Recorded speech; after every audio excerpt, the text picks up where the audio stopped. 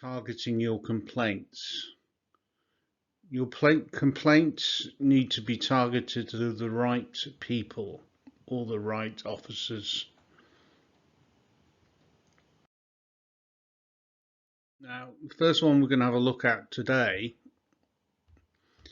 is companies. Companies have managing directors and they have company secretaries. You can get the details of the company's proper office or address and the details of the directors from Companies House. This link I'm showing here, flashing around, is the link for Companies House, which is available to you. So if you want to get the registered office, then that's how you do it. Next one.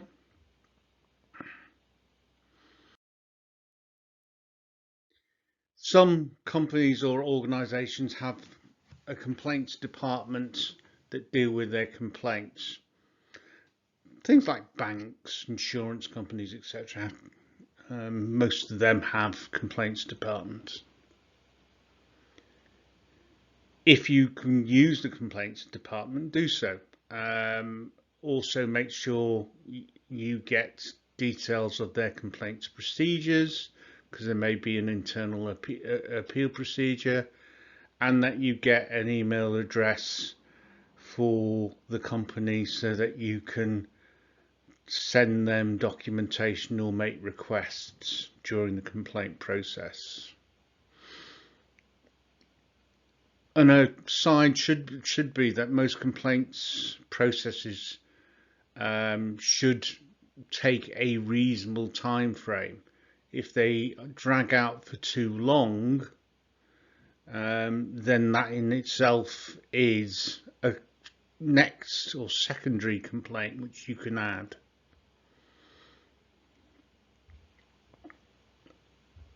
Next organisation is the police.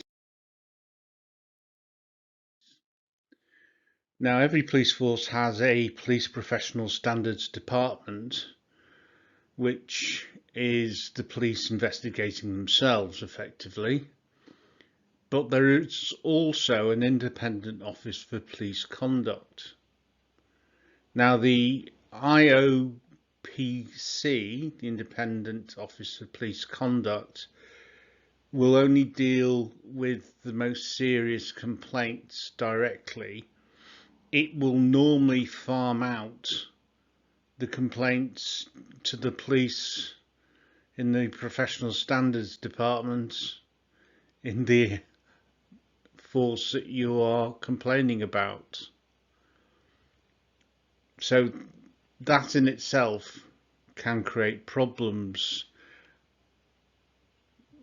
There is a helpful website on police conduct and how to make complaints, and there's a link in this description here.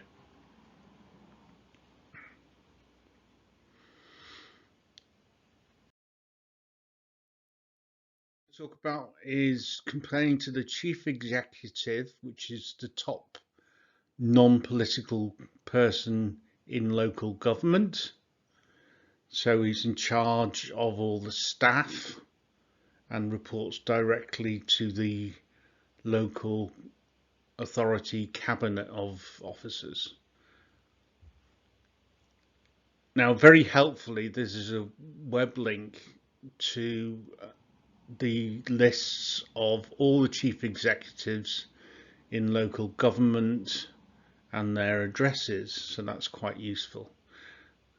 So I recommend you take a look at that link. The next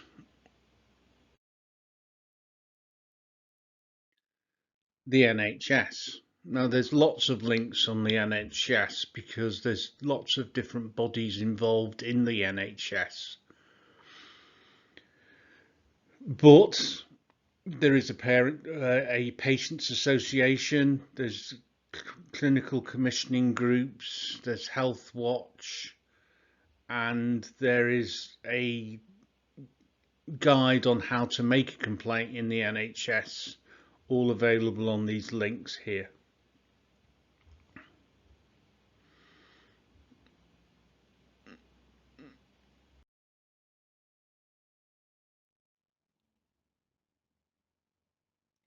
If your complaint remains unresolved and you have a case in law, then you can pursue claims through the civil, or if in some cases the criminal legal system.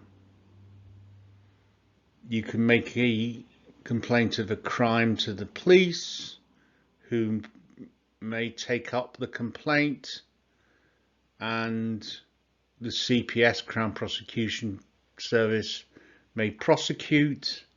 But if it's civil matters, then you're obliged to do that yourself.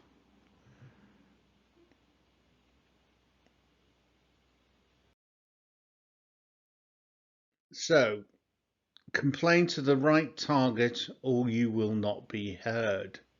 No one will hear you. Can you hear me? Bit of fun, Wigan accent. Always wanted to be a thespian. Some tips. If you phone to make a complaint, presume the call's being recorded. So be careful what you say. Ask them if they're recording it. If it is, you can get a copy of the transcript through making a data protection subject request. We'll talk about that in a later lecture. Remember, the call handler is not your friend. They want to get rid of the call and take the next call. Normally they have no real powers and they do not know the law. Ask for a manager and explain the complaint in as few words as possible. So before you actually make the phone call, write a very brief summary, back of an envelope's fine, of what the complaint's about and how serious it is. Ask for an email address or a normal address. When you're on the call, take notes. Ask for the details of the person you're talking to and their job title, and keep a record. Remember, never ever give out your financial information on a phone call.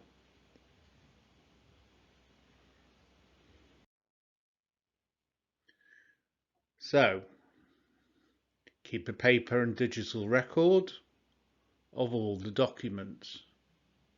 Send anything important either by email or recorded delivery.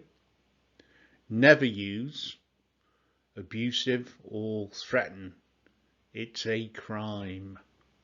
Section of Harassment Act and Malicious Communications Act. So bear that in mind. You don't want to get yourself in trouble.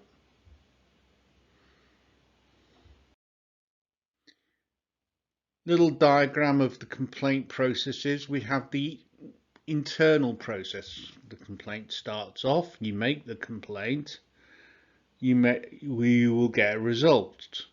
Sometimes the problem is solved.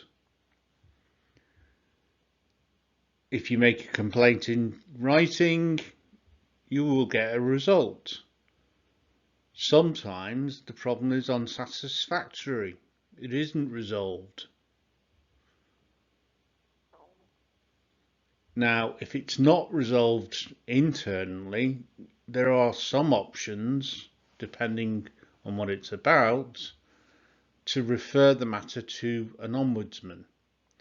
Now, we'll deal specifically with the role of an ombudsman in the next lecture. Or there's a court or tribunal that you could refer to and take legal action. So these are external options that you need to explore if the internal complaint has failed.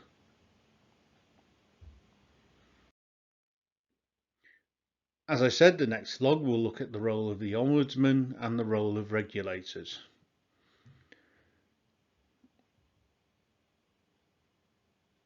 He's cute, isn't he?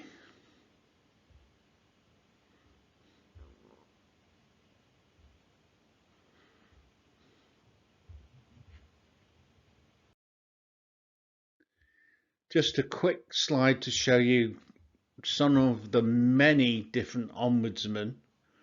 A full list is available here, as you can see, on the Ombudsman Association link that I've put at the top. You've got local government ombudsman, financial ombudsman, housing ombudsman, Office of Independent Adjudicator, that's an academic ombudsman, etc., etc. We will explore this more in the next lecture.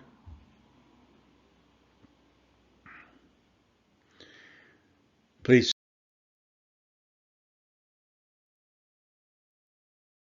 subscribe. As I said before, my name's Anthony Hughes. I've got a master's degree in law, PGCE, which is a postgraduate certificate in education and training, and I am a non-practicing barrister. I was an employment lawyer for a number of years until I retired. Don't forget to subscribe. Our site is called Law Rights and All That. It's available on Facebook. It's available on the internet. There is a blog, and this is the vlog.